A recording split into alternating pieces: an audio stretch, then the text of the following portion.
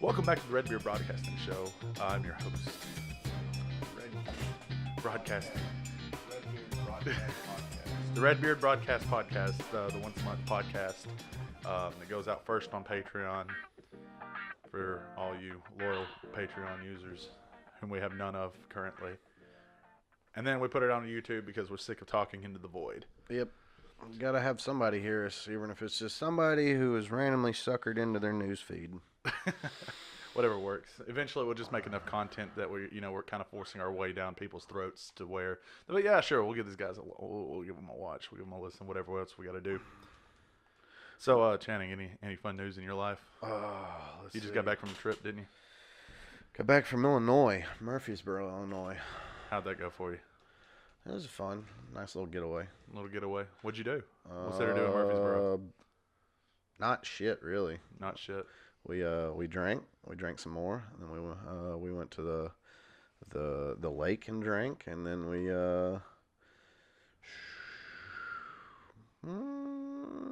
that was about it. That doesn't sound like a very exciting trip. What was this, like some of your Marine buddies?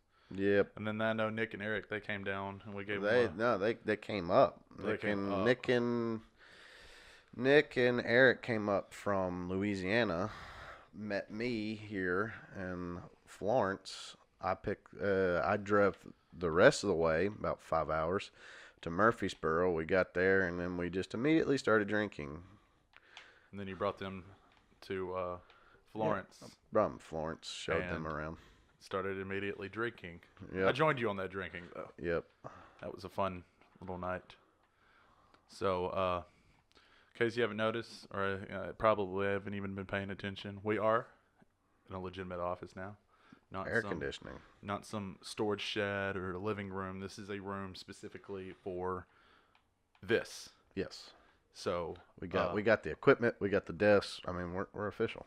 Yeah. I mean, if you haven't seen the desk assembly video that I put out today, then you need to go check it out. It's on YouTube. Yep. Drop that, even though you're probably not getting this today, but it was beforehand. Oh, yeah. But I put it out as of when this was recorded, July 11th. Yep. So kind of give that a little date because this brings up our week so far. Mm-hmm. You been watching the news, Channing? Bits and pieces. I follow the news. So you've been watching about these Thai soccer players? Yeah. Getting stuck in this cave. I know where they're at. I don't know how they got there. Everyone's been telling me about it. I've been seeing stuff about like the rescue and what's going on to like help them, but it's just like, how did they get there is my question. Well, as of now, they're all rescued, and they had like a valiant rescue mission with like divers all over the world coming in. Even Elon Musk put his 2 cents in on this rescue, where he actually developed like a little one-person submarine. He was going to use it for his rockets, and then he saw that it could be used. And what it is people would crawl inside of this little tube, and they would be able to drag them. And had a little point on the end of it, to where if it hit rocks, it would be okay. So yeah, but everybody Did they got actually out. use it? I'm not sure if they used it. I saw where he had donated it though. And what these divers had to do is they had to dive and they go through this cave system, like all these twists and turns and everything else. And they would get to the kids, get to the boys, and it was how many was it? It was like 8, 9. It might be in the double digits. I know there was a couple younger ones, and then there was a few 16-year-olds because they were sent to kind of supervise everything. Yeah. So what had happened was these kids, they go out there, and it's kind of like what I read, the rite of passage. That they trained and they stayed with a coach 20 hours a week, so and such. And they would train, and it was the rite of passage to go through these cave systems to go exploring.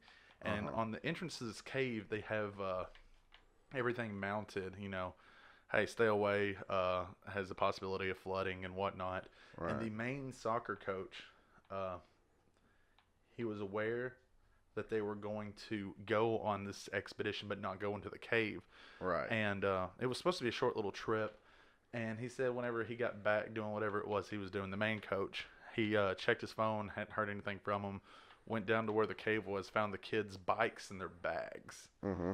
and he was the one who contacted police and whatnot. What had happened was these caves, they had a tendency to flood. Yeah. And being in Thailand, you are obviously in a monsoon area. Right. So you can expect a lot of rain out of nowhere. And that's exactly what happened. Is they went in this cave and they started running water. Started raining. Water was running down in there, and they ended up getting trapped. And they were like, "Well, the only choice we got to do is keep going." Well, this cave system is like so many kilometers long. Yeah.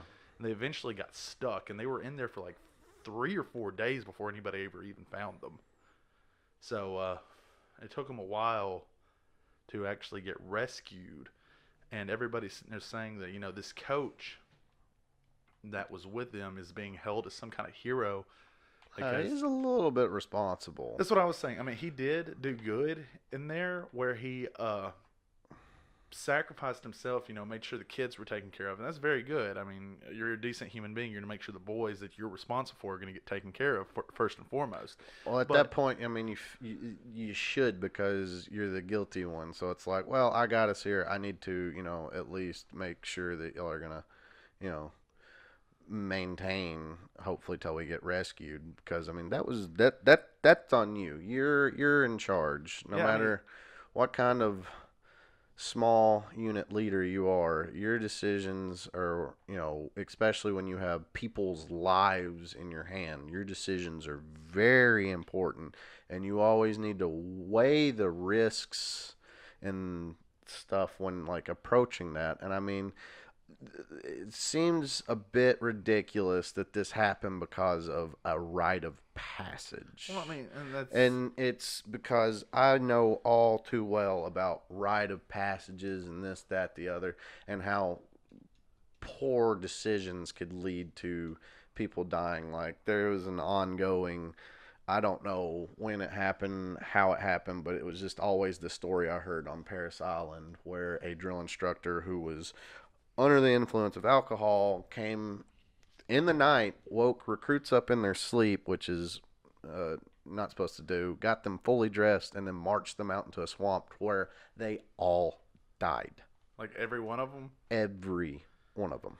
What about the drill instructor? Did the drill instructor, I don't remember the full details of the story, but that's just what I remember hearing. I feel like it's a bit, far-fetched now to tell. It was maybe one guy, he pulled him out of the racks and he was trying to scare him or whatever. But either way, it was, poor decision-making, poor, everything across the board. And just so you could say, oh yeah, I did the rite of passage thing. So, but this is a bit ridiculous. Was this something that every Marine did at this point? No, but I mean, boot camp being a rite of passage, so you just automatically assume everything that happens to you is just, everybody's got to do it. It's the rite of passage. You take a shit in the latrines and have to clean it. It's a rite of passage. Yeah, it's it's kind of like I used to work in this restaurant, and if you worked in the kitchen, we had the secret ingredient called liquid smoke that went into some of our spicier foods, and it was considered a rite of passage for everybody to take a shot of it if they were new. And this stuff, I'm telling you, it was like nasty. Like your nose would be running, tears be coming. Like you could not control any kind of like liquid coming out of your face. Your sweat, nose running, crying, drooling. It was just overall not a great thing. And just imagine like being that person and be like, well, you got to take this shot of whatever, and they're like, oh, rite of passage, and you take the shot, and all of a sudden you're choking, you're crying, and you die. And something that's supposed to be good fun has now led to. Well, it's all malicious. I mean, that's why the military has cracked down so hard on hazing. Hazing is. I mean, even colleges have cracked down on hazing. Yeah, hazing it doesn't do any good. All across the board, military, college, all those other things, because I can tell you of at least 3 different like rite of passages that we go through in the military, just in my unit alone, being as small as, your first time in Afghanistan, you got to shave your head. that's no That's big deal. innocent enough. I You mean, know, the worst that's going to happen is you get sunburn on your head. yeah, but I mean, and there was a little bit of method behind the madness due to the fact that you got to cut your hair because you didn't want to get lice. Lice infects one of those units So out it has there. its own Yeah, meaning behind there's it. like a little bit of a meaning, and then it gets to more malicious stuff like, oh, you got to do the engineer shot where you get a tequila shot and you squirt the lime in your eye, you snort the salt, and you shoot the tequila. It gets worse and worse, and then you got blood wings and all those other things. Blood where wings. blood wings is for people who earn their jump wings. They'll take the backings off, which blood wings, or even a pinning ceremony, or blood striping. Uh, Basically, with the pinning and the blood wings, they take the pins off the back of our insignias, like I have here. That insignia has turtle shells behind it. Behind those turtle shells are two very sharp pins, and they push them into you until they break skin. And you gotta have my platoon being like 16 people, all 16 of them come up and like pounded them into me and pulled them out and pounded them back in. By the time it was said and done, I'd like bled through my shirts and stuff, and I had like some gnarly like puncture wounds. The blood wing guys, they get it like right here in the chest. I had it up on my collarbone. And then there's also, the when you make NCO blood striping. That's where you got 2 NCOs on each side of you. You've earned your blood stripes because now you're an NCO, and then they'll take and just knee you right in the quads, and like for the next day and a half, you can't walk straight because your knees, like your legs are just destroyed. And it's just all of those, it's that situation of, oh, it's the rite of passage. Everyone's done it. Okay, so here's some that, kind of like, hit that level of brutality that, it's kind of like you do it and it makes no sense to do it at this point. Mm-hmm. Like here's the Mentawai girls file their teeth into points. And you've seen that. Where these girls, whenever they reach the brink of like, womanhood, they file their teeth into points. They have sharp teeth. So, I mean, and I couldn't imagine that's like the most pleasant of experiences to encounter. And why? What for? Definitely not beauty.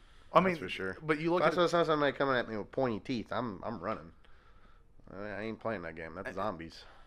And you look at it from this point, and that's another thing, because every other culture has their own definition of beauty. You got the Chinese that used to shrink their feet, make their feet as tiny as they could possibly do, and then you got that other nation that they would stretch their necks with the rings. Yeah. Right, and I mean, me and you look at it, and we're like, no, it's a little, kind of out there. Yeah, I could see that, but I mean, but still, it's not natural. If you're having to do this and like force your feet into smaller shoes, or wrapping your feet super bounded tight, or pulling your neck up higher and higher to the point to where, if you're not wearing rings, your neck's going to just flop and your spine's going to break and you're going to die. Right. That's that seems on a point of natural to the point of like just I don't know. It's just beyond me.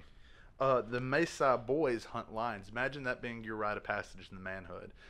Jewish men or Jewish boys, they go through a bod mitzvah. They throw a big hoopla, and you get you get circumcised, and then you're a man. Oh, I thought you got circumcised like right after birth. I bet. Well, that's like the traditional, but I want to say like the Jews. That's what they do is you have to get circumcised to be a man. I don't know. I'm not Jewish. I don't want to even get into that. But yeah, bod mitzvah. That's a can of worms nobody wants. Bod mitzvah, you're a man, and there you go. It's a big party. Everybody's happy. Everybody's having fun. Imagine having to hunt a lion.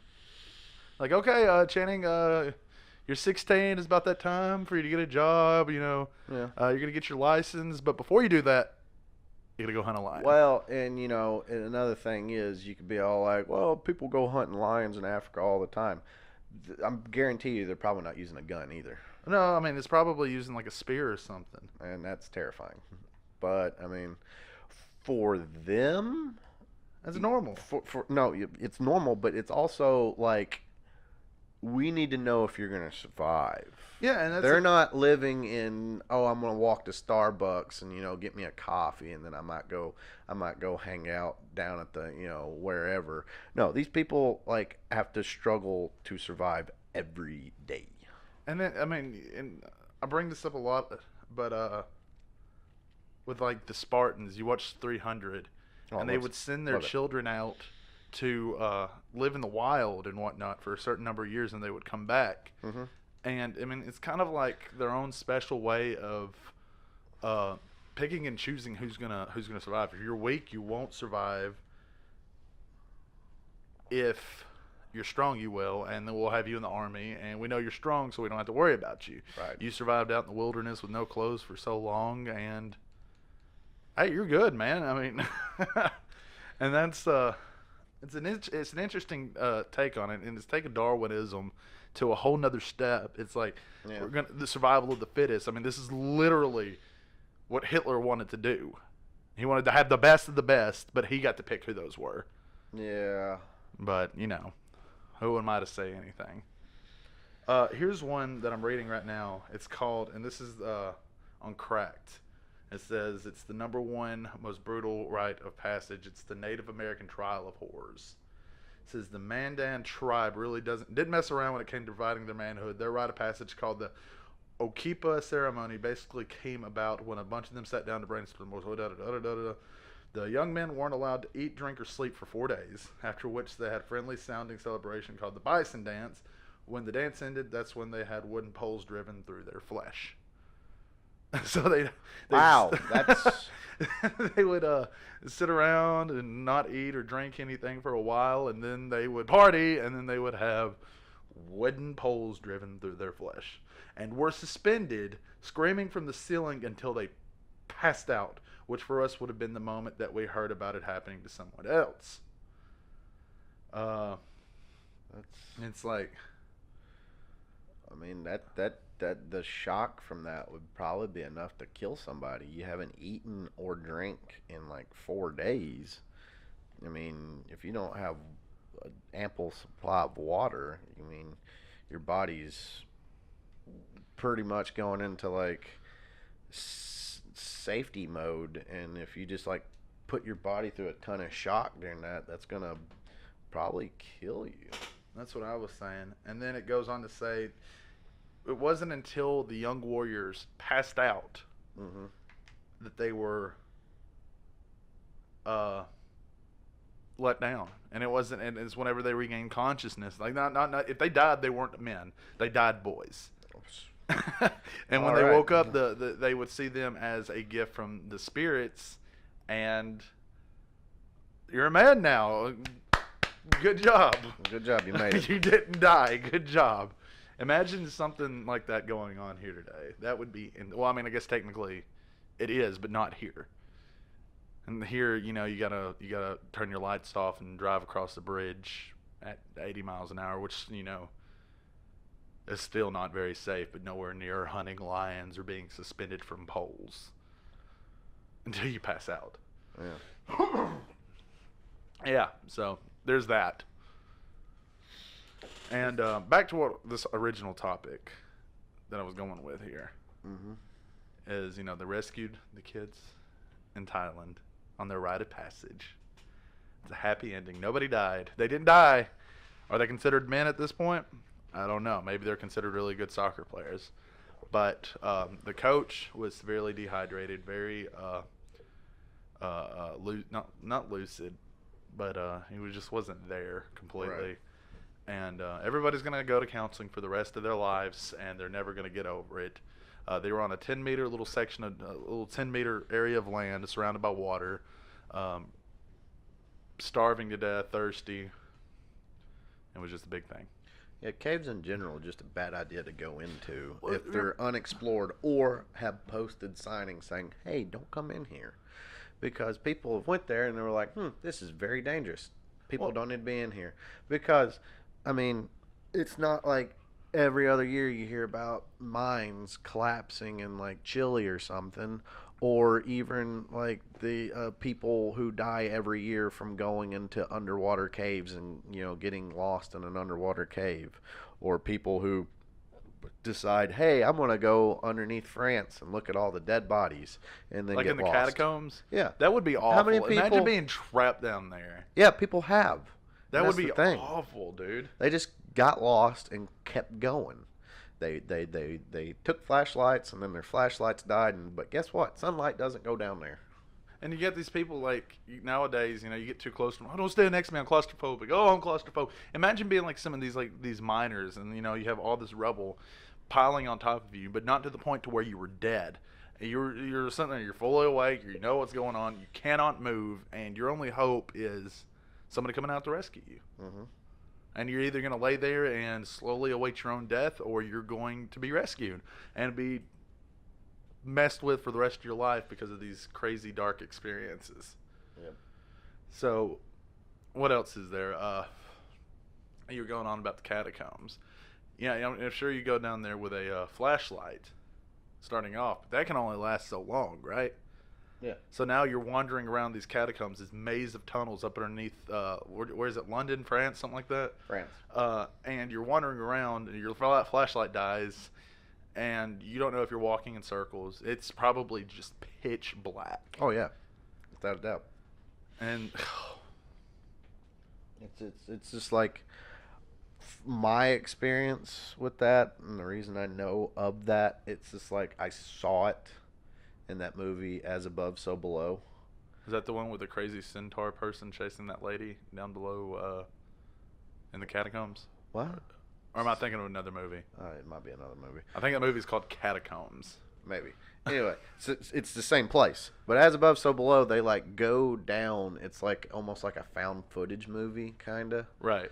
And they like go down into the catacombs, and they like cross through like hell or whatever, because they go to the like that part where it says abandon hope all ye who enter, and then they like start like weird stuff starts happening, and then they gotta like climb their way back out. It was just, I was like, nope, that has nope written all over it.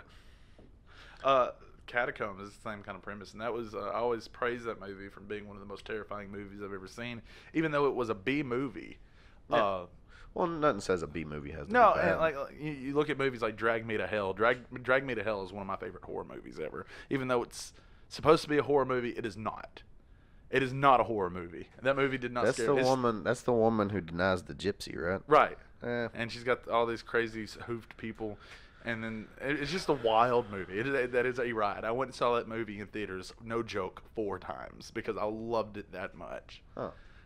It was just funny to me. It was like they were trying to be scary, but I don't know. It just didn't work for them, and they come out with this crazy like.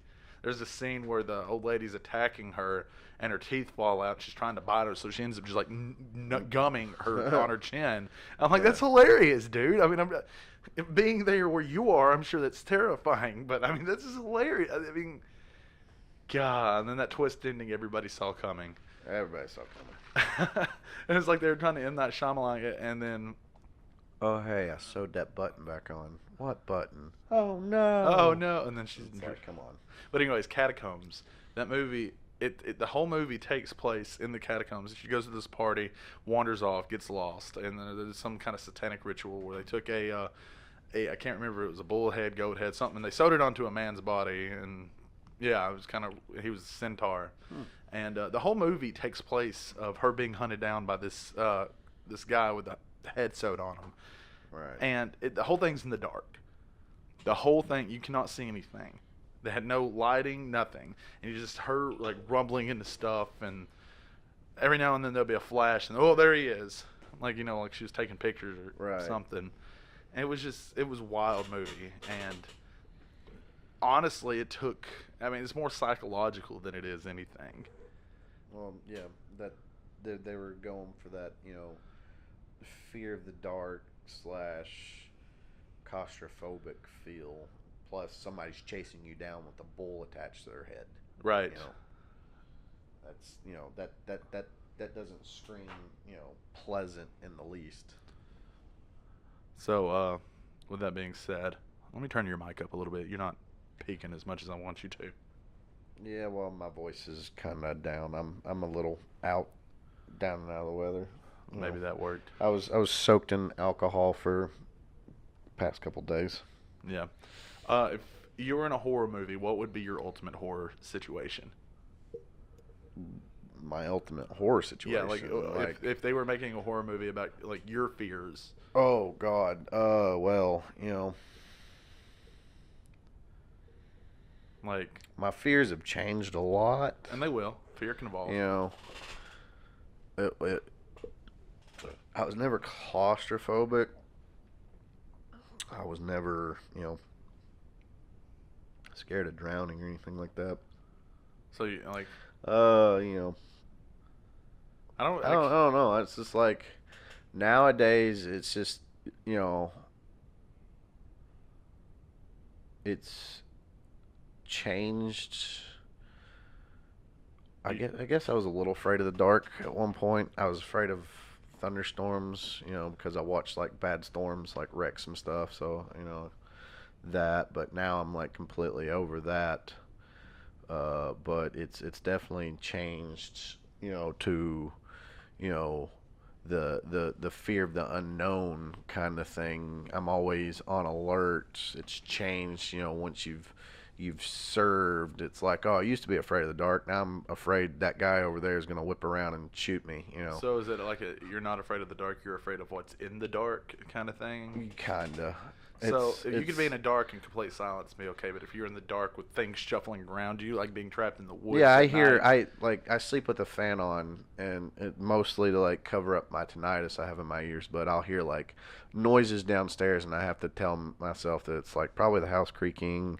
This is making noise. Like I'm always like on alert at night because I've had to do night ops, and you're listening to every little thing that's every happening. little thing because that is a person in the dark. I don't know. Because I want to get to that point, and my point of this is, you watch these horror movies and they're in these situations, and obviously they're not thinking clearly. But But they're in panic mode. What would entice panic in you? The I don't know. It's just like it's so. Or do you think you being in the military, you don't have the ability to panic anymore? I can panic. It's not like we're invincible, but it takes a lot. We're thrusted into like severe situations all the time, like throughout boot camp, throughout infantry training, throughout being in the fleet. You're thrusted into situations that just like you gotta constantly think on your toes. There's always chaos going around. Like we used to do drills where we would take a shoebox and it had items in it. The items were arranged in a certain way, and there'd be so many items. There'd be like different colored items. There'd be like this one's pointing this way, this one's pointing this way, and they'd give you like a few seconds to look at the box and see what is in the box. And while you're looking at these items, it's not quiet. You don't have time to like look everything over. They're flicking the lights on and off. They're sitting there like banging stuff, and then they make you go do PT, which in this particular case that I remember, we were in full attire. We had flat jackets, and we were carrying logs, tires, and like a bunch of other stuff. And we like ran around, with these things over our heads, doing all these like crazy PTs and whatnot, and getting all this crazy stuff. And then we got back, and by that point, I'd already forgotten that we did that thing to begin with. I was like, "What box?" And they're all like, "The box you looked at before PT." I was like, "Oh," and then it just like as they was like, where was this? And I was like, "Oh, I know where that was," and it just like popped in the back of my head. But So what was the point in that?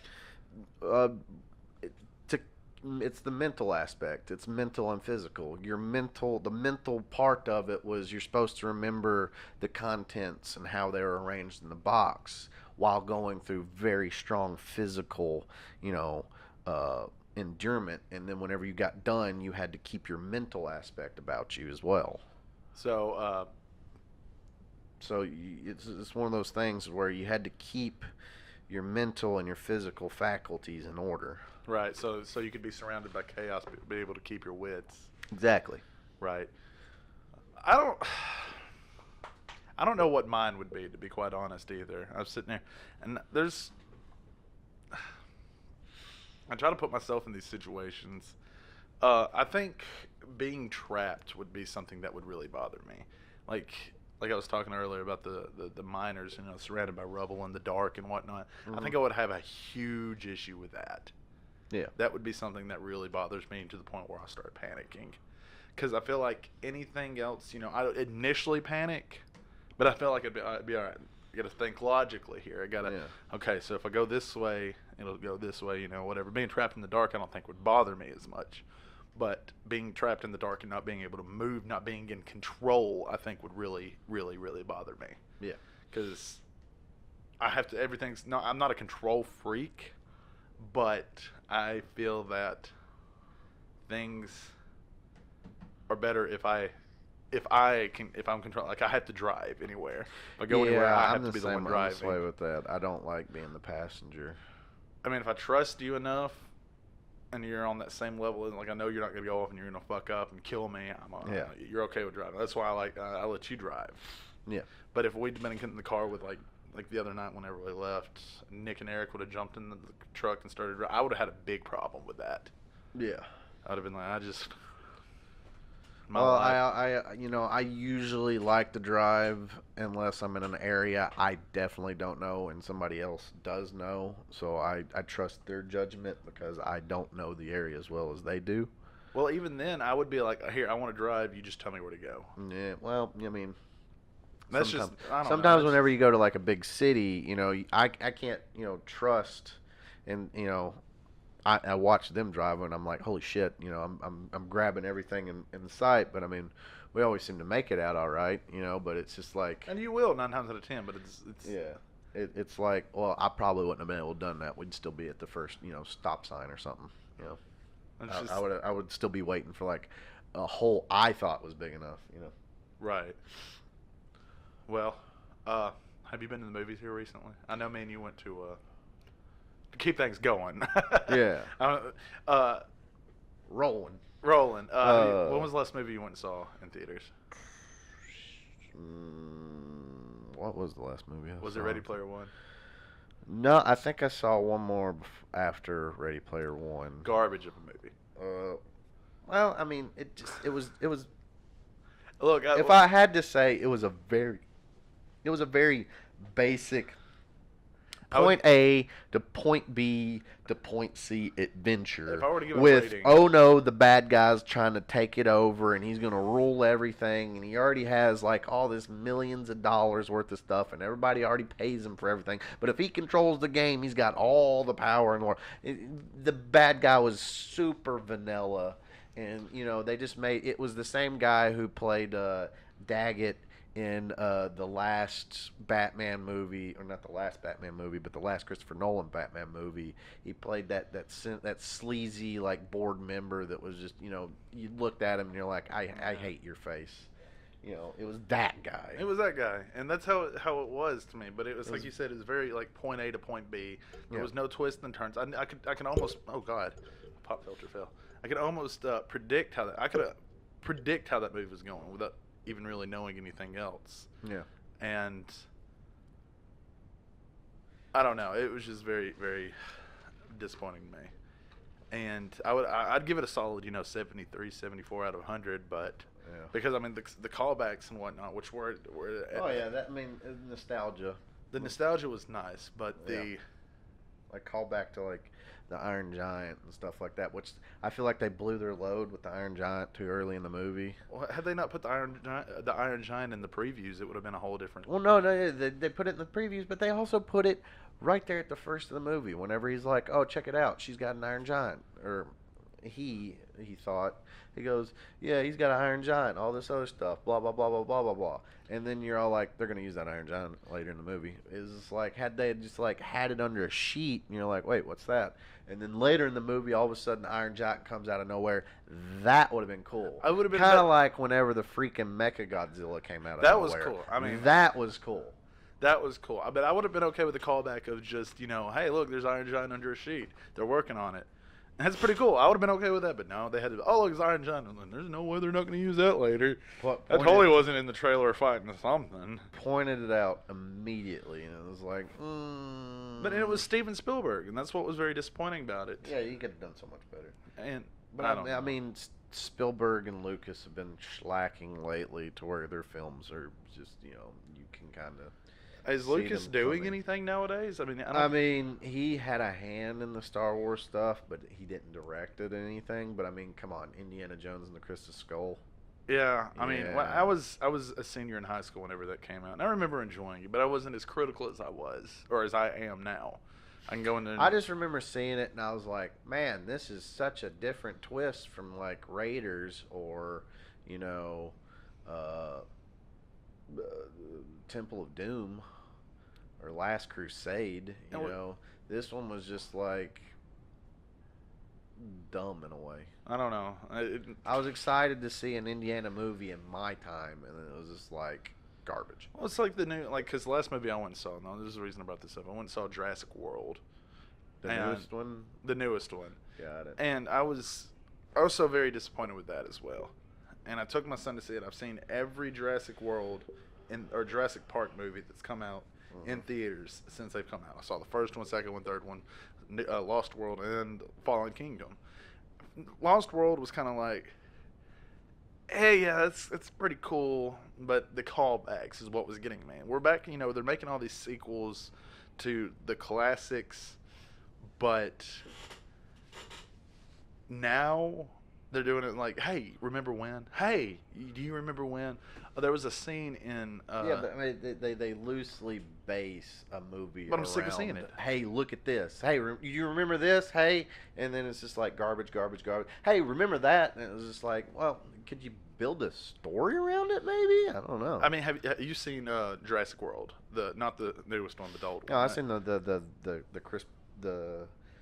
newest one where the Andromeda Rex escapes, and it was just pretty much like, who didn't see that coming? I mean, we knew they were going to mess around with genetically modifying.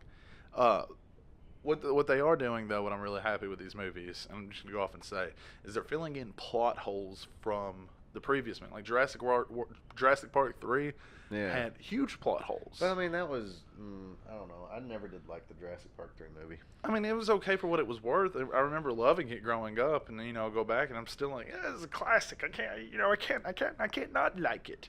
Yeah. But it's like, where was the Spinosaurus in the second movie?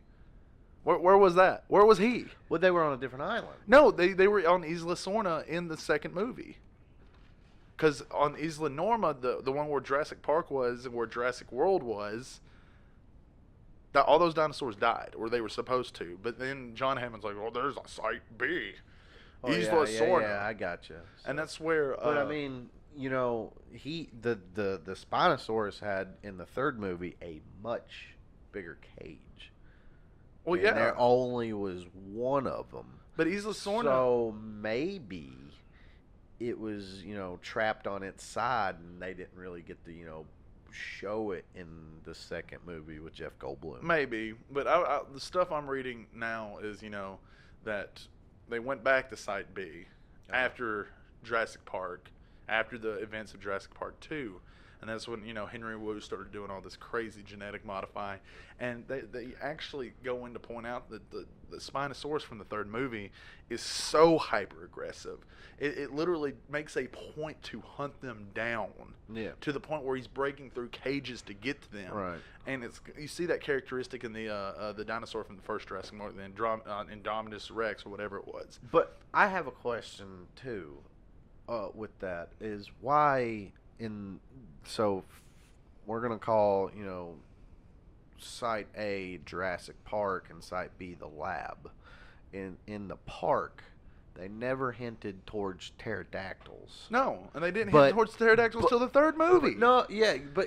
Exactly. And then you go to the lab portion, the second Site B, and there was a pterodactyl cage for people to walk into. Like, who's going to that? Yeah. And who was going? Who was that for? The lab technicians? You were acting like that was part of the park. That wasn't part of the park. And then they do it again in Jurassic World. They come in and they do it and like, oh yeah, pterodactyl's a great thing. You know, a giant fucking alligator is not a terrifying concept at all. Let's do it again. And you see people getting picked up by them, and, you know, and da da Yeah. da da da. It's just Well, that time it was on the park side. right, and that's what's really, I don't know. I'm not getting into the pterodactyl. That's its own thing, and not to I mention, just remember showing that like, at the end of the second movie. At the very, very end of the second movie, a pterodactyl lands on the branch and starts screeching, and all the dinosaurs are walking away happy on the second, you know. is that the second movie or is that? Yeah, that's the second movie, with Jeff Goldblum. At the very, very last end, you see a pterodactyl at the very, very end, and the dinosaurs are all walking off happy and blah, blah, blah, blah, blah. And then in the third movie, those same pterodactyls are trapped in a cage. Well, they're not trapped in the cage. They've got access in and out, and that was my thought, was that maybe they built nest in the cage. And another thing that But they had to built it for the pterodactyls.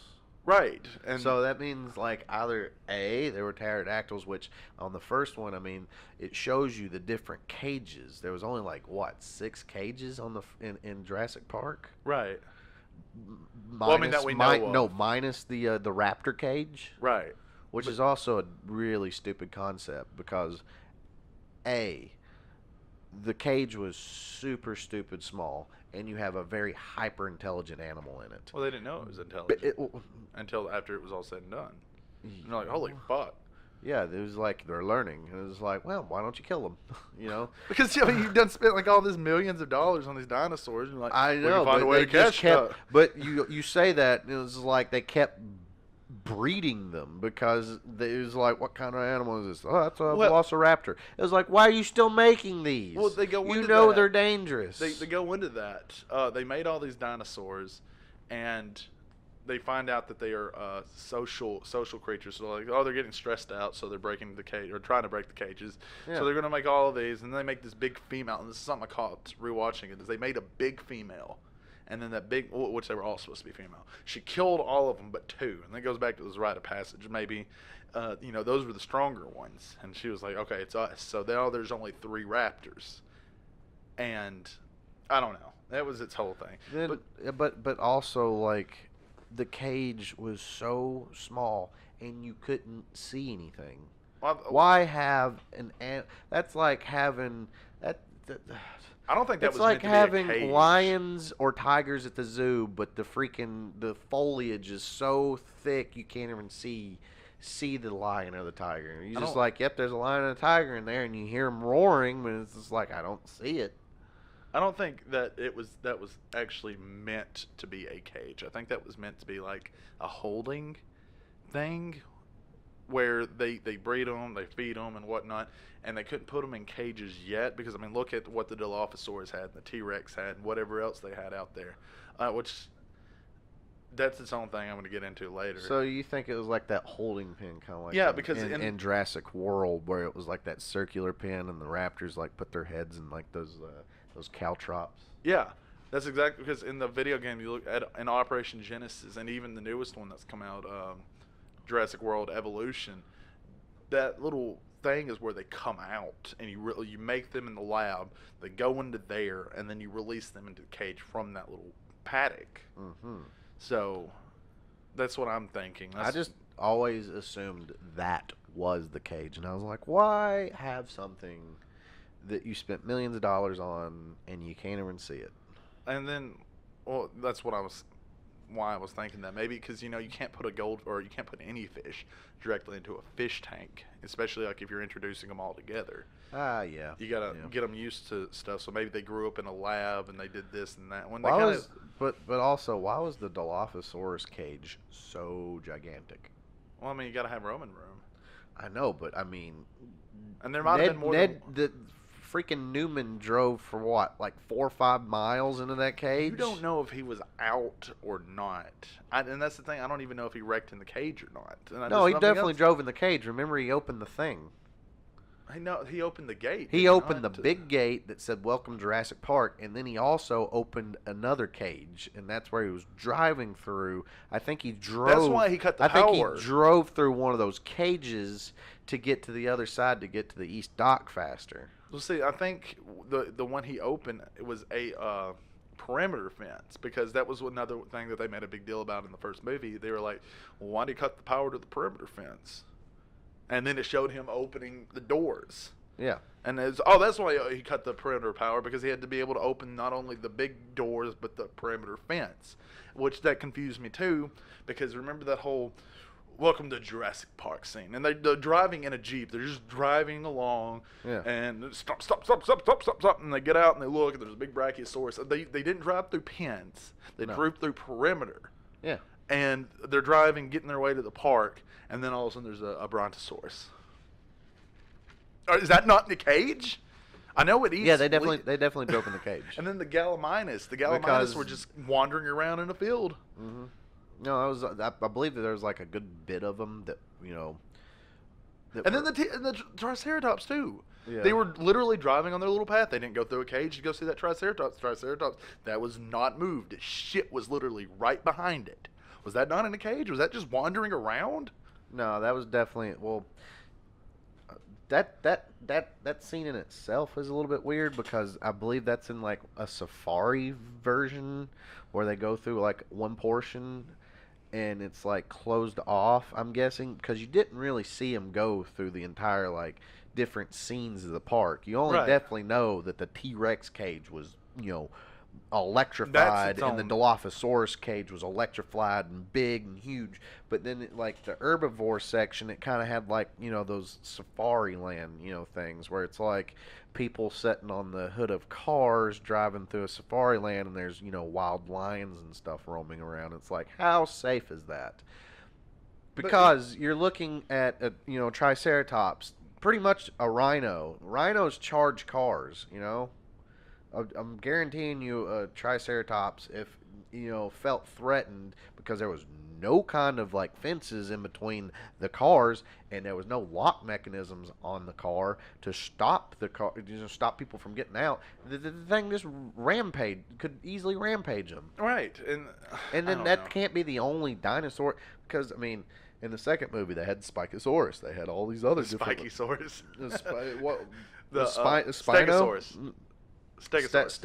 Stegosaurus, Spinosaurus, all them, the big one with the big fan blades and the pointy tail. Pachycephalosaurus. Yeah, those, I don't know dinosaurs, but I mean, dinosaurs were designed to muff stuff up. And they just had them wandering around like this. I don't know. It made no sense to me. Do not get me wrong, I love Jurassic Park. One of my favorite movies out there. But, I mean, some of the plot holes, like the T-Rex thing. I was going somewhere else with this conversation. I know it was. But the T-Rex paddock, you go, and it shows them right beside it and whatnot, and they're like, oh, it's T-Rex, we can feed it a goat, and it's right there. Oh, you're talking about the cliff. Right. And then all of a sudden now they're on a cliff. There's like a walk-up. There's a walk-up if you look. There's that giant cliff, but there's like this piece. But that was a concrete. Yeah, but there's this piece that walks up to the goat so that they could see the T-Rex eating the goat. That was the mistake. Had they just had a big open clearing down at that paddock to where people could see down into it, everybody would have been fine. Yeah, just been, oh, look down there. There's monstrous plot holes with that entire movie. There's like, if we did this in real life, it's like it could work. But I mean, have you seen Jurassic Park? And I was like, yeah, Jurassic Park was a movie.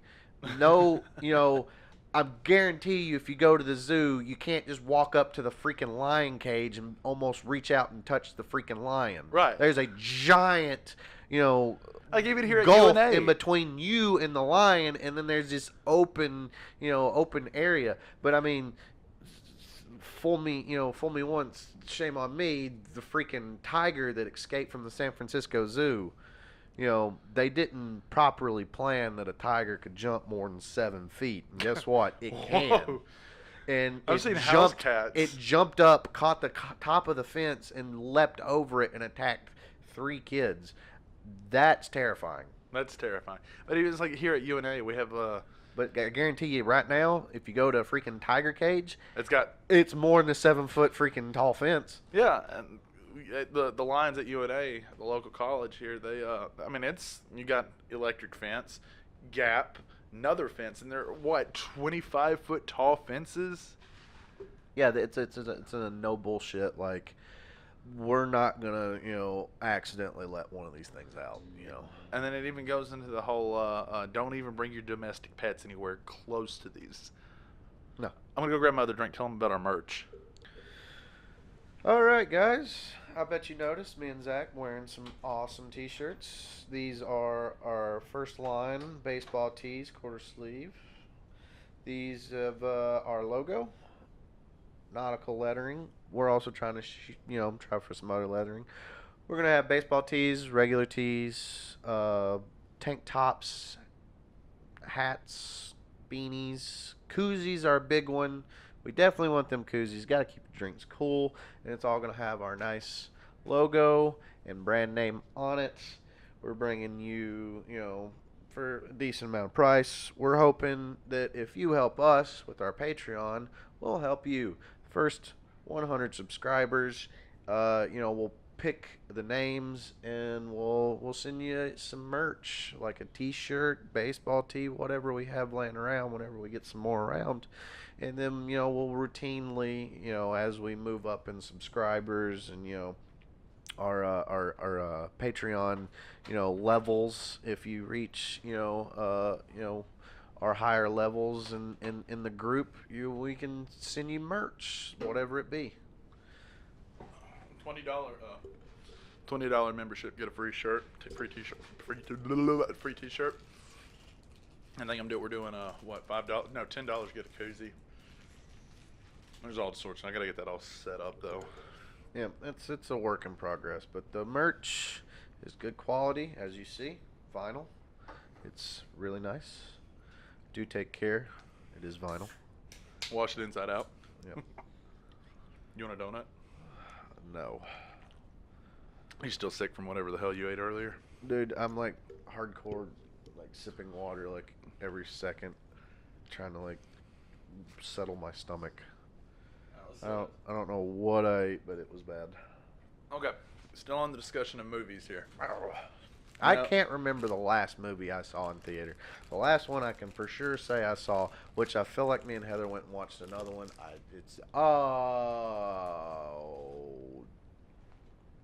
That's right, Deadpool 2. Well, that was Cheeky and fun. That was the last movie I saw in theaters. And you enjoyed it? I wanted to see Solo, but I heard so many bad things. I watched Last Jedi, wasn't impressed.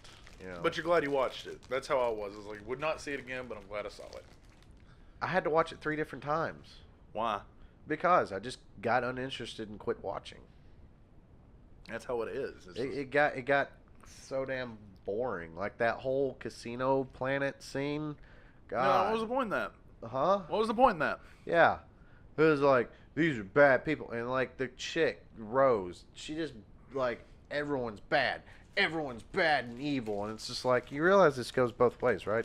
It's like, yes, we're beat over the head that the Empire's the bad guys with that premise. But I mean, it's just like, could you hammer it home anymore?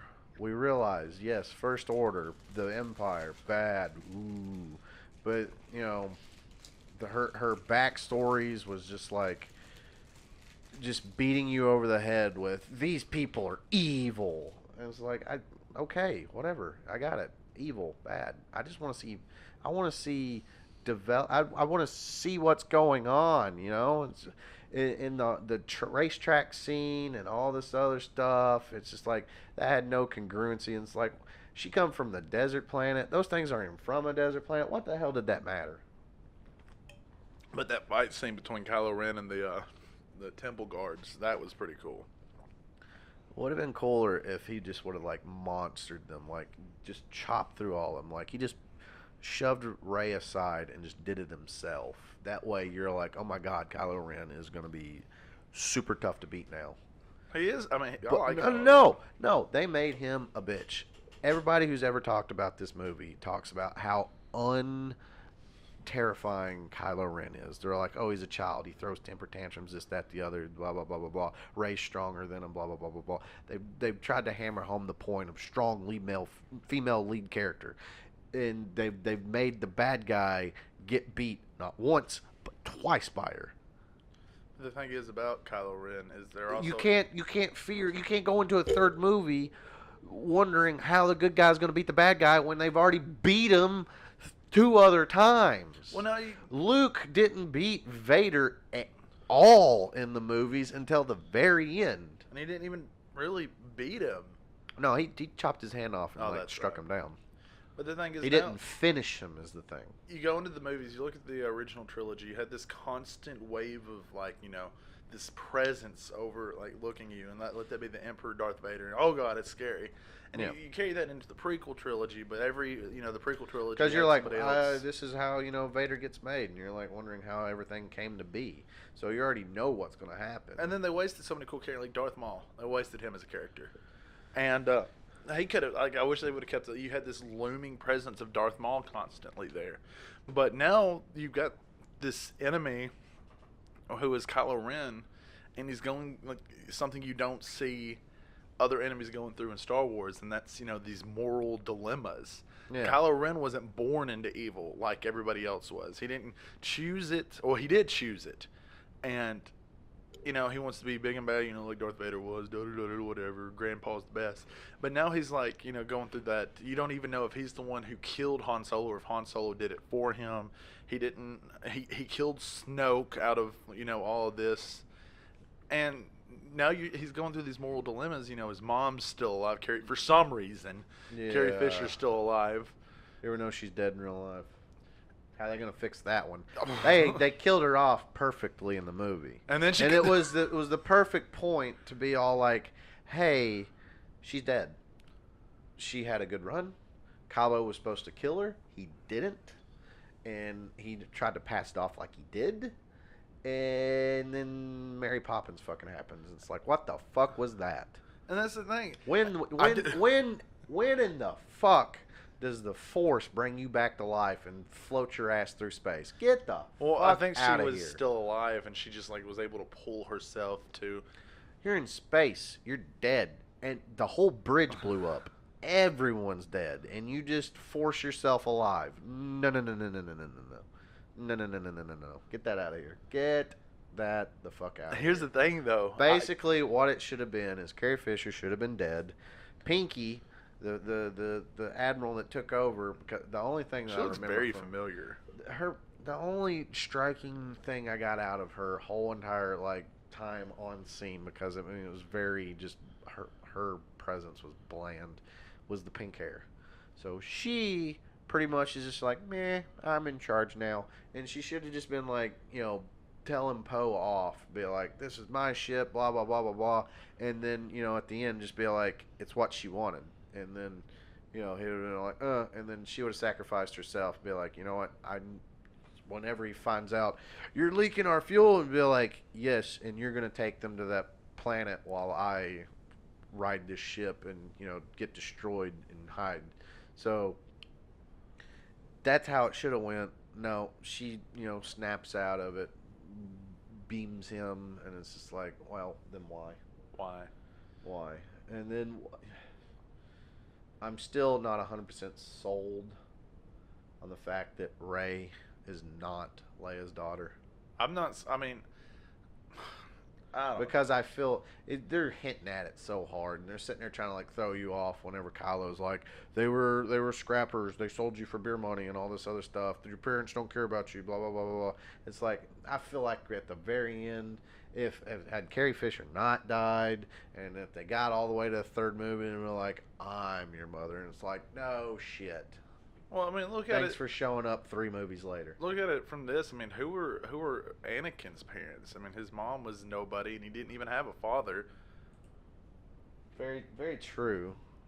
And he came from nobody. So I mean, that could be kind of like its own history repeating itself type deal, where she was born from nobody and rose to this extreme power. I mean, let it be the midichlorians got Anakin's mom's pregnant thing. That kind of was like, whoa, wait, what? Are you making some kind of is Anakin Jesus? Yeah, it was pretty much Star Wars Jesus. Yeah, he was Star Wars Jesus, and then I don't know. That's where they were going with that one, but then they realized that was completely stupid, and that's why the prequel. But it's still canon. That's why this prequel series is like, suffered more than, I don't give a fuck what anybody says about the prequel series. I love the prequel series. Jar Jar Binks was a little out there on that first movie, but god damn that soundtrack. That soundtrack. And then Darth Maul. Darth Maul, my favorite Star Wars villain ever. Introduced in the first movie. Duel of Fates was really good. And it's just so epic. And then you got to see Liam Neeson be a badass. Qui-Gon Jinn, even though you haven't heard from him in, like, ever. Well, yeah, that was a rumor I heard. And whenever I went to see The Last Jedi, I want to say I went and saw it, like, the night it came out. Somebody came out, and I think they were just being assholes. And they were like, it comes to fruition that Rey is actually Qui-Gon Jinn's granddaughter. And I was like, fuck you, dude. Too many generations. There's a giant gap there for her to be his granddaughter. Plus, not to mention Qui-Gon Jinn was Jedi, so they don't have children. He was a gray Jedi, because he stood by the fundamentals of the Jedi, but he had a little bit of moving room, because that was one of the big deals in the first movie was, he did stuff that the original, that the Jedi Council didn't agree on.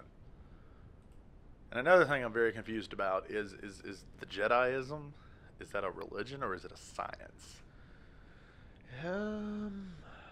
That is a class. It's a class? It's... Or is it kind of like how a wizard in Lord of the Rings is a race? It's the people... It's pretty much like the gifted children, Right. Everybody has the ability to it. These people just know how to harness it. Well, no, because so they're taught, they go to special schools to, like use that instead of suppress it or anything like that, and they help them like flourish with that kind of stuff. And it's pretty much just like a school, but it's a school, and they were like, well, these, it comes with, responsibility. You gotta, know good from bad and this from evil. That's stuff. Balance logic and because not emotion. Sith are the exact opposite, light and dark. So I mean, I don't see. That's my thing, because they're like those with a higher midichlorian count are Jedi, and I mean, well, that's science right there, well, no, dude. That's they're higher midichlorians. They're they're Sith or Jedi. It's or they could be none at the same time, though. Yeah, you could choose to suppress it. I mean, like Luke did. You could choose to suppress it. I mean, and look at Luke. Has Luke even? I mean, can you consider Luke Skywalker a fucking Jedi in the original trilogy? Yeah, he was cool. He had a lightsaber, and he was really good at what he did. But how long did he train with Yoda? Very short amount of time. Yeah, so you got this. I told you, it's. But he trained with Yoda. To help him figure out how to control, and do that other stuff. And he didn't. They want to start you young. That's why Yoda was like, no, he's too old.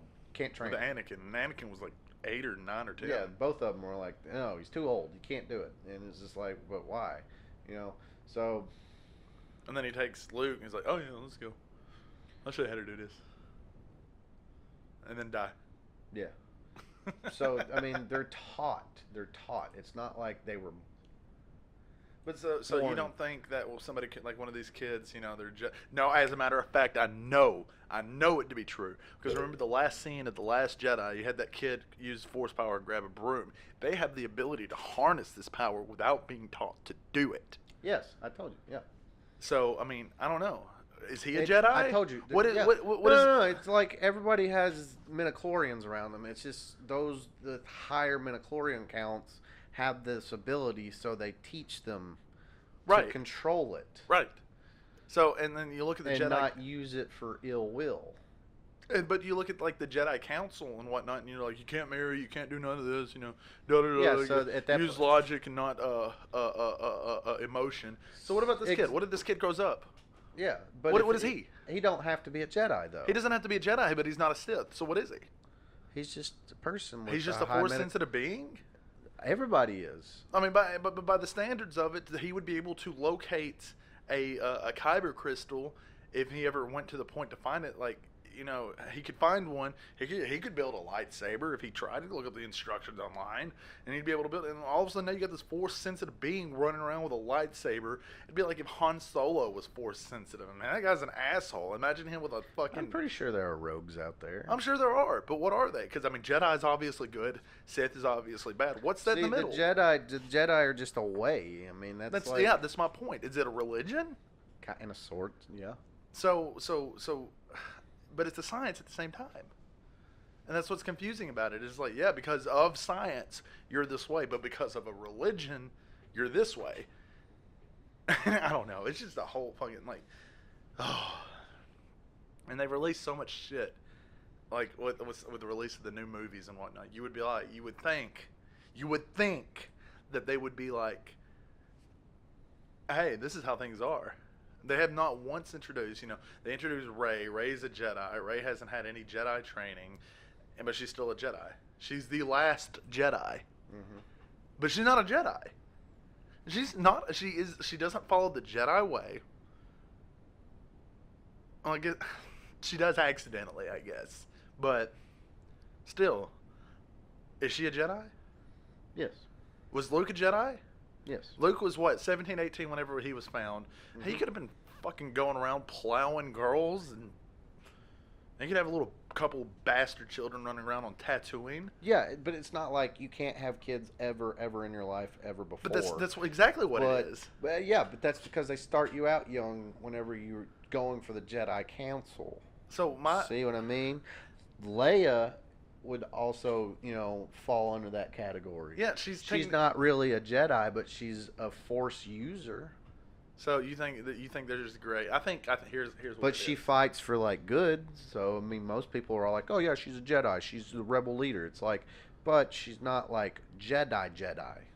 And then she married Han Solo. She had a kid. She gave that kid up to be a Jedi. But whenever Luke was reteaching the Jedi Order, Luke fucked it all for the longest time had the Jedi code that he learned himself at such an old age. And that's a whole other thing. You got the Jedi, his light, the Jedi's light side and this and that and da-da-da-da-da. And then everybody's like the Sith or the dark side. Sith or the scary. Fucking Kylo Ren's not even a goddamn Sith. He's a knight. He's a knight of Ren. Mm-hmm. Snoke, he's not a Sith, I don't think. I think he's a Force-sensitive wizard. And that's kind of what Darth Maul was, but Darth Maul was taught to be a Sith. Darth Maul was born Force-sensitive. His race, his entire race of people are Force-sensitive. So there's that. I don't know. It just gets into it. Like, you look at stuff like it's black and white, and it's going to just, oh, God. The plot holes that it's going to open up. And I guess that's just kind of what I'm doing. Because things can't be black and white. And that's exactly what they're doing. This is, you got good and good's good and but bad's that's bad. basically what it was doing. It was basically just, it was the Bible in space. Yeah, I don't know. It's a whole fucking... That's it's like that whole movie. It's like how people say that The Matrix is a very philosophical movie. I'm like, no, it's not. No, The Matrix is not.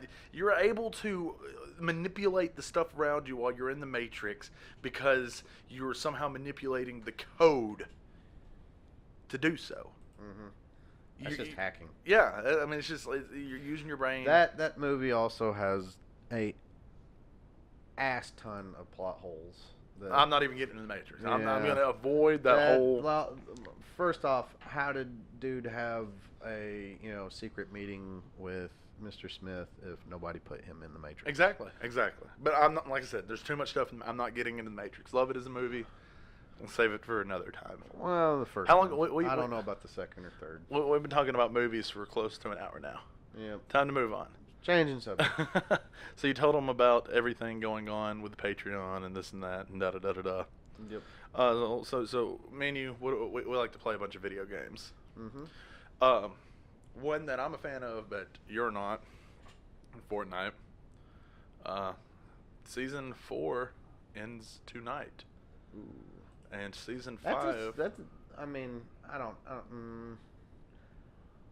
Season 5 comes out tomorrow, and some people. It's only been like a couple months. Like what? Well, that's how seasons work. 1 or 2 months. It goes on for 10 weeks. 10 weeks. Wow, that's super short. I mean, And then they got to change it up. I used to play League of Legends, and those seasons lasted way longer. Well, because League of Legends is a very competitive game, and you got a lot to do on League of Legends. You can sit there and work towards skins. You can work towards whatever. Yeah, Fortnite needs to like get on that wagon.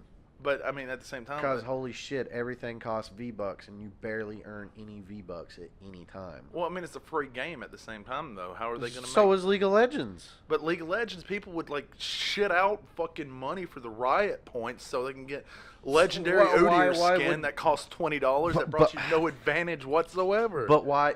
And Fortnite's not any different. Right.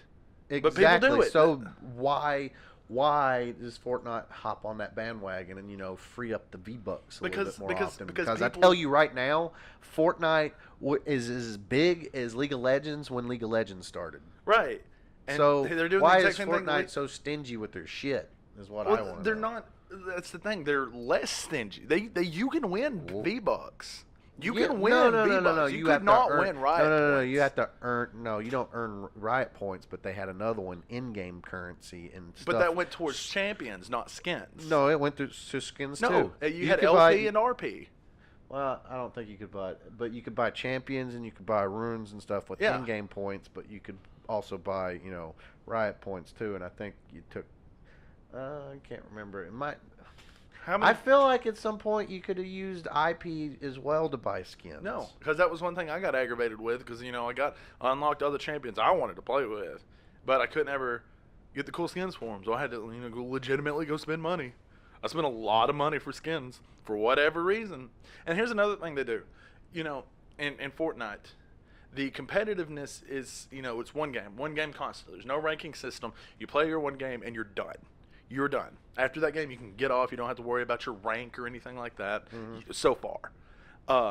But in order to unlock more, you have to essentially pay at the beginning of the season, right? Yeah. To get the season pass. And what that does is it unlocks a whole nother skill tree for you. And you unlock all this stuff on this skill tree, try to hit level 100, and then you're done. You can play Fortnite without paying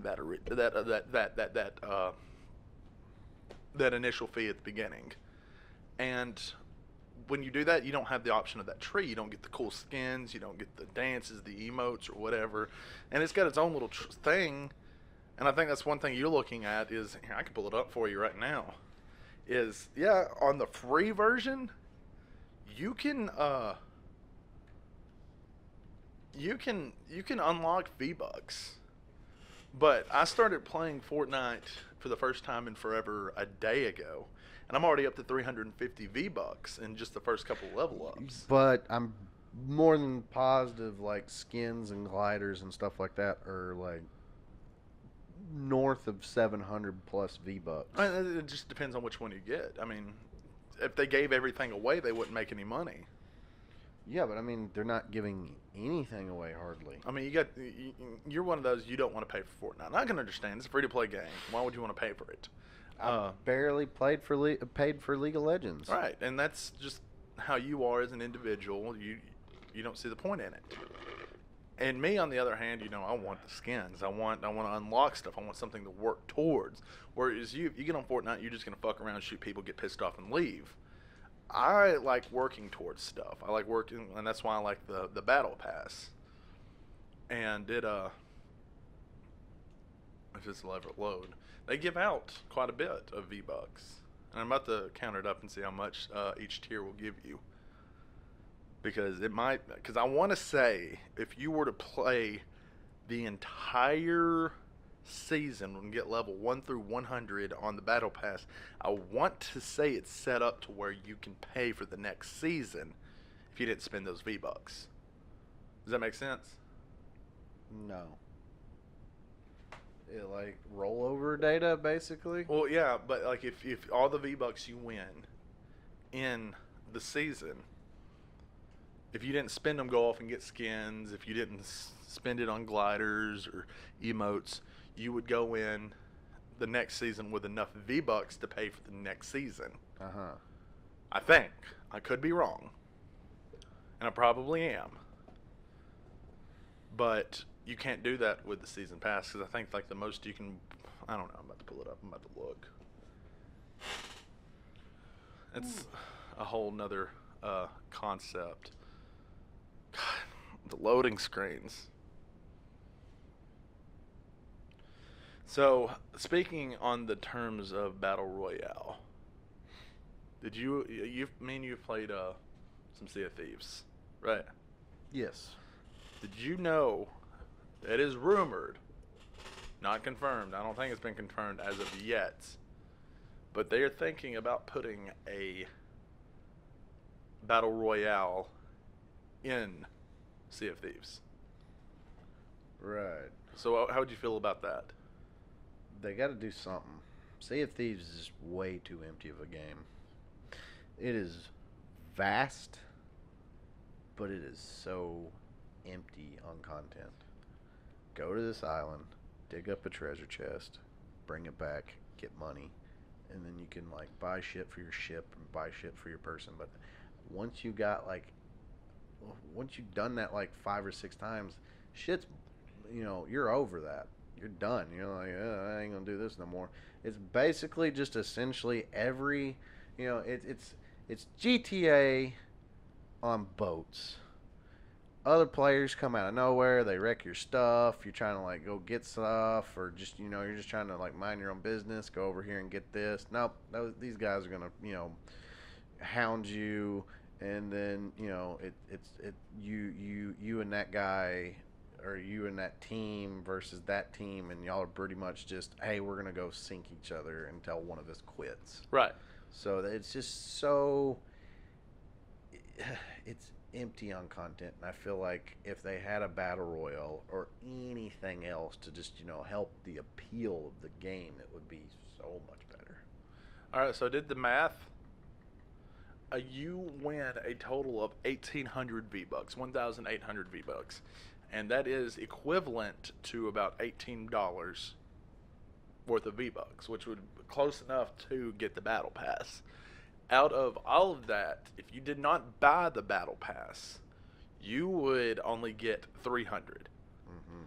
The Battle Pass, you unlock, tons of skins. So you couldn't even play to unlock the Battle Pass for free. You have to buy the initial Battle Pass.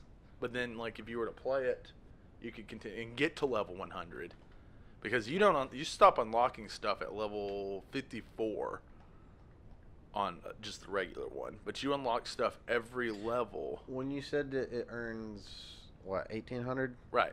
You said 1,800 V-Bucks. Is that including the Battle Pass and the normal pass? Yeah, because you unlock the normal, like you unlock the stuff in the normal as well. Okay, so still, I mean, it's 300 and 1,800. It's still not enough. Yeah, it's almost enough. So I'm saying they're stingy with the V-Bucks. Throw in a couple more. I mean, come on. Allow me, if I'm spending all my time, and some people spend a buttload of time, if I'm spending all my time playing this game, at least let me, earn a free battle pass, or, earn enough V-Bucks for like a cool skin or something. I mean, damn, you'd have to play at least, 3 seasons worth of games getting to level 100 and earning all the V-Bucks just to get one skin, one pickaxe, and maybe a glider. Well, that's the thing with and this that one. is ridiculous. Across 3 seasons?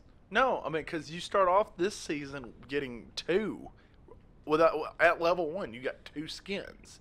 And then but those are the gimme skins, just like in season 1, season 2. I mean, everybody gets those skins. And you get the emotes, you unlock like 5 or 6 skins, a couple of pickaxes, and then and they did something really cool where the basic skin they gave you this time, you would unlock stuff with it. Like you can improve him with stuff you unlock. Does that make sense? Is that making any sense? Tell you what they also need to do. They need to throw in some freaking weapon skins. Yeah, but that would also be something you would have to pay for. Yeah, but I mean, you're already paying for them, so what's it matter? Yeah, but you don't have So to. I should be able to have like a chameleon skin, gun. Like, it doesn't have to be hard. It's just like you have, you create another slot. What is my shotgun? What is my shotgun? So if it's classification of shotgun, probably not going to do it for every weapon because it's going to be, you're going to have a pump action skin, or maybe make it to where the pump action doesn't have a skin and just the tactical, or the, this one or that one, or just make it to where that class, if you have an assault rifle, there's an assault rifle skin, or just make it to where all your guns have the same skin or something. I don't know. Just do something, something like that. Yeah. I mean, yeah, you could do something like that, and I just don't think it's the route that they wanted to take with it. Here's something they could do. Why not? Here's something they could have done, and I'm glad they didn't. All the stuff you buy, the skins, whatever, it's all cosmetic. They could have easily made this game pay to win. Yeah, I could have gave you power-ups, but But they didn't. I mean, you get XP boost. They encourage you, and it's not XP boosts that go away. They stick with you the entire season. Like right now, I'm sitting on an 80% XP boost because I suck, and you can top that out at 120 XP boost. That's probably about my level. So they're encouraging you to continue to come in here and play, and they're like, yeah, unlock all this stuff. They give you challenges on the battle pass, and this is one thing I was encouraging you to do because you would unlock XP by doing the challenges. You literally. One thing that's difficult though that I have a problem with is I love the idea of cross-platform. But being cross-platform means that people who play on PC are always going to have a very, very strong advantage Exactly. against console players. But they also make it, and I think it's on here, whenever you go in, you have the option to play with people on the same console or cross-platform. So you can just play with other people on Xbox. Nice. So, I mean, that was something. Yeah, they could have made it all cross-platform. They could have been like, no, fuck you. You're going to play with people on PC. You're going to get your ass kicked until you learn. And they have that option. But they didn't do it. They said, no, we're going to let Xbox players, they want to play with people on PC and get better, then they can do that. If they just want to play with people on Xbox, I mean, hey, more power to you. Or, like there for a while, I refused to play on the Xbox because of the lag issues that they were having, and they have fixed that. So I would play on the PC, and you were playing on Xbox, and we were still able to play together because they cross-platform. And imagine if they did stuff like that with like GTA. Like if I've got friends who play GTA on PS4. Well, I mean, I would love to be able to play with them, but yeah, they don't have an Xbox. So, and Fortnite, they've really opened up that realm to where I'm able to play with people. Fortnite opened it up so that more people would get into it because it was a free-to-play game. GTA, not free-to-play. They were very stingy with their money, and their money is very expensive if you pay for it out of pocket. If you choose to do so. Yeah, if you choose to do so. And, it's very hard to come across a good amount of money and buy stuff in this game, and you paid $50 for it up front. So, I mean, GTA, they're already making their money, so they're not worried about, oh, you want to play with your friends who have a PS4, boo-hoo, go get an Xbox. Right. That's Rockstar's mentality across that. But at the same time, Rockstar, they've done something that you don't see a lot of people do. They come out with DLC, and I consider GTA Online to be its own game, separate from GTA 5. Yeah.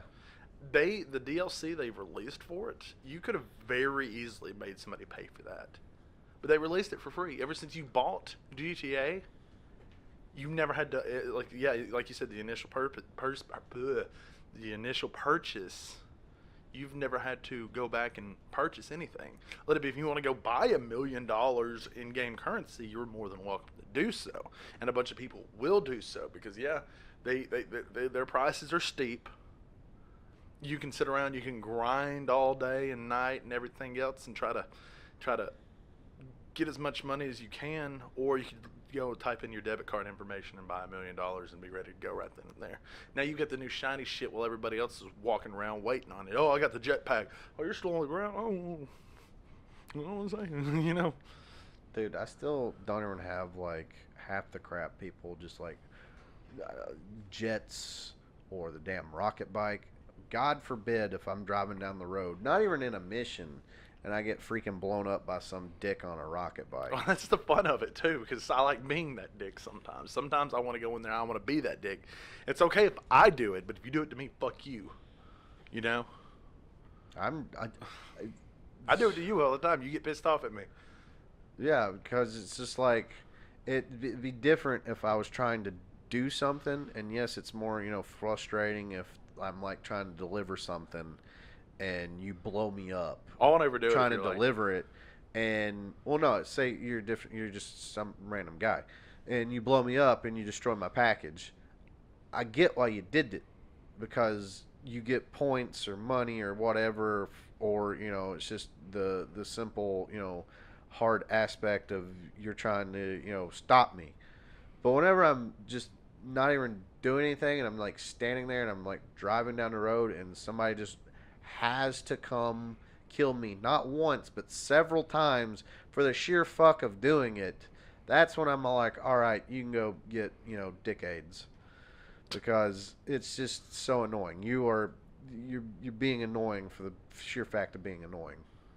But that's what we asked for. We asked for that, and everybody was like, well, if you get in GTA Online, and which I feel like is one of the most toxic environments. Oh, most definitely is, but I love planet. it. I love it. I mean, GTA Online has been out for how long? 5 years? And I still get on there and play. I still get on there and fuck around. That's one game. Like, Skyrim, there for a moment was that game. But the thing that GTA does that nobody else does is they, as you say, keep releasing content. They don't have a DLC once every, 7 years, and then it's like, you pay for a $20 DLC that's almost an entirely another game that's not even reminiscent of the first game, and it's just got its own storyline, and then they release like two, kind of like Resident Evil. No, Resident Evil. Oh, Destiny's think of Resident Evil, BioShock. Yeah. And then they released the DLC where you play as the woman before the whole thing happens, and this, that, the other, and it's just like whole other like story modes, and it's very small map. It's not nearly as big as the first game, but it's like a little small map, and it's just mainly filler. Yeah, Destiny. so you have that as opposed to like GTA where they just keep filling. Hey guys, you want to be in a biker gang? Filling the world. Oh, here you go. Here's your. Well, it started with biker gang. Well, it started way before that. It started with like the CEO was the first one. Yeah, and then there was just like, bikers came up, and then gun running, and then air freight, and garages, and all this other crazy crap. And they just keep now. What the latest one is a nightclub. Yeah, dude. When's that supposed to hit? I have no clue, but I'm gonna own a nightclub. You're gonna own a nightclub? Hell yeah, I'm gonna own a nightclub. I'm probably gonna spend my own money on a nightclub. Yes, please. What happens? You get people in there and like they dance. I don't know what. Apparently, you're supposed to be like running stuff out of the club. It's like a business front. I don't know. I still don't have a bunker. I still don't have a facility. I still don't have, a lot of that stuff. I do have a hangar, and I do have, some motorcycle businesses, but that's because what I wish I'm not about to blow a lot of money on this game. I continuously grind every day for the past 3 years that I've had this game, and I barely have anything to show for it. I'm pulling up the new DLC right now. I'm gonna tell you what it's about. It's got a video they released 4 days ago, apparently. I'll have to watch that when we're done with this. All right. Let's see. And this is GTABoom.com. Oh wait, I'm gonna go to the full details instead of the rumors. Los Santos 20. Hold tight, Los Santos, July 2018. Solomon, Televuz, Dixon. What the fuck this? Fuck this. It says while exact gameplay details haven't been revealed, the nightclubs coming in this DLC will allow players to consolidate control over their various businesses. So, like, you got your gun running, you got your cars and whatnot. So maybe you're doing this out of the nightclub. So that's pretty cool, because I hate having to like travel from this place, and especially like if we're doing stuff with Nick, like he has cars, but he also has you know motorcycle businesses and stuff, and we normally have to like jump out of CEO to join into motorcycle club president to join back into this, and I could see how that Okay. how that So this is what it says. It says players will be able to team up with accomplished DJs as business partners, open their establishments, and earn revenue while managing their other businesses from a single location. With CEO work, biker businesses, gun running jobs, vehicle sourcing, and smuggling missions all have their own dedicated properties while taking care of them. It's been a true hassle. Now you can manage all your enterprises from the comfortable VIP lounge of your own nightclub. that's pretty sweet. That's pretty sweet. I'm not gonna lie, I'm kind of stoked about that. It's that's gonna be awesome, and be able to just like, But it's sweet, but it's nothing new. but it's who cares, dude? I don't have to travel all the way to fucking Blaine County to go to my motorcycle club, and then turn around and come all the way back to Los Santos for my CEO. You did it the smart way. You bought all your shit up there in Paleto Bay and consolidated it all over there.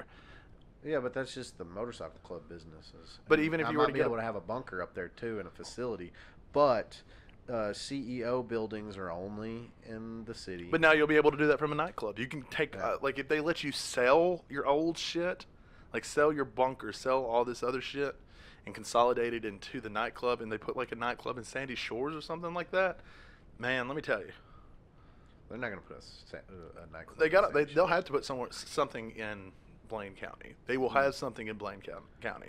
It probably won't be a nightclub. It'll probably be like a small little place. But I don't care if it's I a feel fucking like rinky-dink strip club. I feel like the nightclubs are going to be like mostly in like the city. You're right, they will be, but there's got to be something in Blaine County. I'm calling it now. It's going to either be in Sandy Shores or Paleto Bay, if not both. There will be something. I don't know. There is the hen house up in Paleto Bay. Well, they can add business. They can add like stuff to those businesses. Hey, this used to be a warehouse. Now it's a strip club. It's a nightclub now. Yeah. They'll do something. I promise you that. So, yeah, I'm excited about that DLC coming sometime this month. What's some other stuff coming out? So we said this was going to be a monthly podcast. We're going to try to. All right, so I'm going to go over some video games we got coming out, and you just stop me if you hear something cool. Jurassic World Evolution. Played that the day it came out. And because that was a very nostalgic game for me, because I played Jurassic Park Operation Genesis, and I saw build your own park. Hey, that's what it's all about. And now I'm kind of like, it's fun, but they've taken away some elements that I wish they wouldn't have. Like the animation, the dinosaur attacking people animation is the same. It's the same every time. And then there's this other thing that they do where, like, I was on the last island, Isla Sorna, and I had this big open area I wasn't going to do anything with.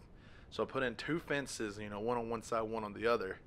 And it was a huge area. I was like, I'm just going to load this place up with a bunch of herbivores. And this is where my herbivores are going to be. And I'm going to get the little gyrospheres, and they can drive around in that. No, they didn't like that very much. My dinosaurs started getting stressed out, started breaking fences. And you look at them, it's because they were uncomfortable because of population. I'm like, dude, fuck off. Go to the corner of the goddamn map. Go over there to the other little side of that little paddock. There's all this room. But, like, it seems like if they're in the same fence, they get stressed out because of number of the fences, like number of what's in the fence instead of Yeah, like the space of the fence. Or what's contained in the fences is what it considers. I mean, they don't go by square foot. That's stupid. Yeah, it's really dumb, and I wish they would fix it. I mean, that's really dumb. Let's see, Red Faction Guerrilla Remastered, coming out on PS4. I played that game. Did you? I liked it when it first came out, which that was like a long time ago. I rented it from a movie store back when those were a thing. What console? Xbox 360, I think. The original or the Xbox 360? Yeah. Never even heard of it. It was really fun to play because at that time everything was demolishable, which nowadays not that hard of a feat because everything nowadays you can shoot and it'll blow up or this will break, but everything in that game you can pretty much tear down to the ground floor. Word. So, I mean, I felt like that was the first game to ever do that. That was like really cool, but it was pretty much like you're a mining colony on Mars. Stop me if you've heard that one before. Mining colony on Mars, and like the lower tier class revolted against the the upper class, and that's where you get Red Faction Guerrilla Force. You were fighting pretty much the bad guy, like rich people with a guerrilla force of like miners. Word. So you're using like sledgehammers and mining equipment to fight the fascists. Well, that comes out, it came out July 5th, come out last week. From the creators of Mushroom Wars. They bring you Mushroom Wars 2 on the Nintendo Switch. What's Mushroom Wars? I have no clue. Warhammer 4000 Inquisitor Modder comes out on the PS4 and Xbox. It was a PC exclusive. Shining Renaissance Refrain comes out yesterday. Captain Toad Treasure Tracker comes out in 2 days, July 13th. And that's supposed to, from what I've seen, it's its own little standalone, like Toad from Mario. Mm-hmm. Earthfall comes out on PS4, Xbox, and PC. Octopath Traveler comes out on the Switch. Adventure Time, Pirates of the Caribbean comes out on all consoles. I didn't know they were making video games for that. I thought they ended that. Yeah, that's what I thought. Sonic Mania Plus, which I'm assuming it's an extension of Sonic Mania, comes out on all consoles, and I might get that. Do we need another Sonic game? Well, no, the new Sonic games are where it's at. It's not the 3D thing it's the classic Sonic on the 2D side scroller. Yeah, but I mean, you can only do that so many times. No, you would think that these are a bunch of these are fan created, and then they took them and put it in video game form. And there is, dude, let me tell you, Sonic Mania is where it's at. Mega Man X Collection 1 and 2 comes out July 24th. I will be getting that. I grew up on some Mega Man, and Mega Man X that's my game. It comes out on all consoles. Here's one for you. You ready? Yes. And this one, it's going to be up in the air whether or not we want to do a gameplay on it because it was such a trash heap when it originally came out. But they have made improvements on it. No Man's Sky is finally coming out on the Xbox One. What do you think about that? Hopefully they fixed all the problems and issues that they had from the first time around. Yeah, and they have. They are fixing it. And it's coming out on Xbox One. Because there was a ton of issues from what I heard. It looked great. It was supposed to be like Minecraft but in space, and it was supposed to be always continuing and all these things that they promised that they didn't promise. Well, they promised, but they didn't deliver. And there was a huge lawsuit. Yeah. The dude basically has to sit there and work on this game till he gives them what he promised. Pretty much. Without pay. So, yeah.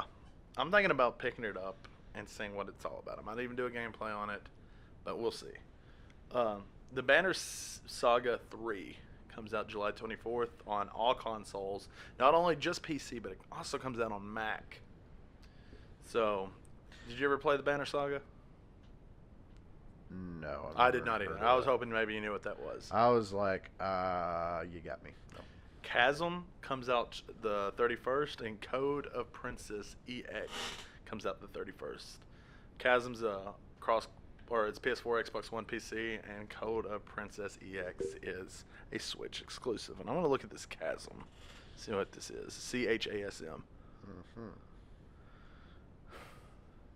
And it looks like one of those indie games where it looks like if you had a RimWorld mixed with like a couple other games. It's a fort building type deal, and it looks pretty cool. So yeah, that's what's coming out on top of Season 5 dropping tomorrow, July 12th. And I might jump on and record something like my initial reaction of that tomorrow. But I might not. So we'll see how that goes.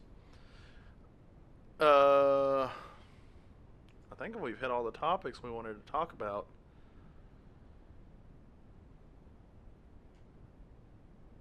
Well, I'm out of stuff to talk about for the moment. You got anything to add? Nope. I don't know. I mean, we covered movies. We've covered video games. So yeah, I think we hit it all. We covered a little, We had a lot. recent news. Nothing too crazy. I mean, an hour and a half podcast for the first one. Like I said, here's our little outro. This is probably going to go on the first. We are Redbeard Broadcasting. We are here to provide entertainment for the masses. And yeah, we like to play video games. And we're kind of in that nerdy subculture kind of genre. We like sports too. Channing, you like guns and cars, don't you? Sure do. So yeah, I mean, we're here to talk about whatever. Next time, if we get, the more followers we get, we'll start airing this live, and you can sit here and you can talk with us. We've improved the quality of our studio, not only tenfold, probably what is it?